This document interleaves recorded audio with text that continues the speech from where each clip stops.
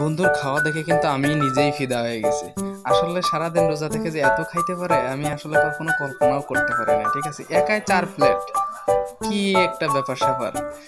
তারপরে দেখলে বুঝতে পারবেন যে আসলে কিভাবে খাইতেছে ভাই। এক একটা তরমুজ, এক একটা পেঁয়াজ, এক একটা চপ, এক এক গালে। আমি তো অবাক।